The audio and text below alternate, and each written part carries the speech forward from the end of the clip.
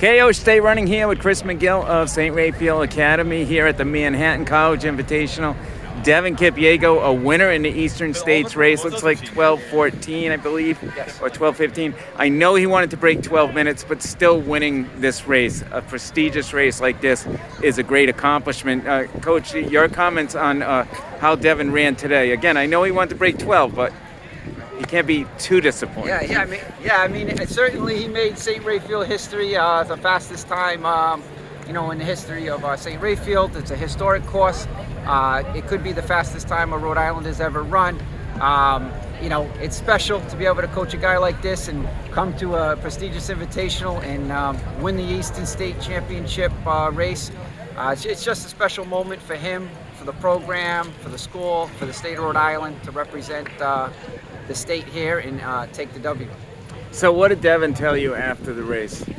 Yeah, he said, he was running out of the gas a little bit there at the end, and that's really what did it.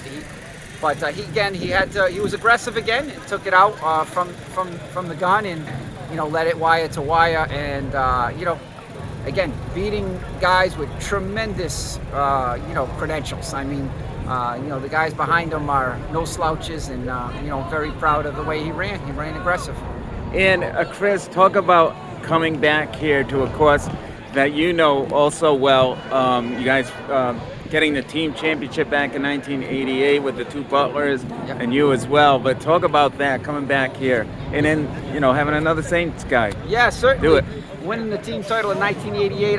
Again, that's what I tell these guys. It's a historic course. It's the mecca of cross country, in my opinion. And Coach Doyle brought us here, and we won the team title in 1988. And it's a memory I'll always have. And now at St. Raphael we're creating new memories, and it's just a great. These guys will, no matter if you're first place or wherever you finish, it's something the kids will always remember. The one thing when I was talking to Devan is one thing he was disappointed with. He said, "I wanted to prove to people that I'm one of the best in the country." In my opinion, he is one of the best. How about your opinion as far as how he ranks with some of the top runners in the country? Yeah, I think he can compete. I think he can compete with the top runners.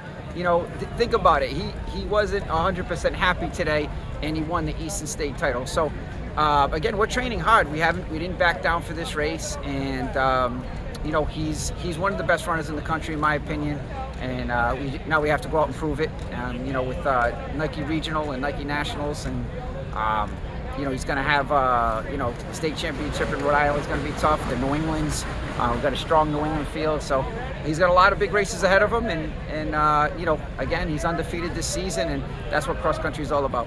Now, Chris, I know you said you wanted to focus on a few races to do really hard, and then the others, kind of not necessarily coast, but run decent, but not as hard. One of them was Ocean State. Yep. Today's Manhattan. Is it a little rest period, kinda, before the championship season? Certainly, yeah. Certainly, it's going to be, it's going to be a few weeks of training, and leading up to the state meet. New England's NXR and Nationals. We have to really come up with a tactic of how we're going to treat the state meet and New England's in terms of his effort, and then hopefully the training goes well and he can qualify for the Nike Nationals. And Chris, how about the team, the boys team? I know Pedro, one of your top runners, has been out for a while, but did you get any good news on what's going on with him? He recently, he started running a little bit, and he recently had an MRI. We just want to be 100% with him. We have to be careful with him. His forte is track and field, and I really don't want to press it too much until we get the results back from his MRI this week. And certainly. We had one of our top runners that fell today, but I think we can piece it together and be a very solid team in Rhode Island.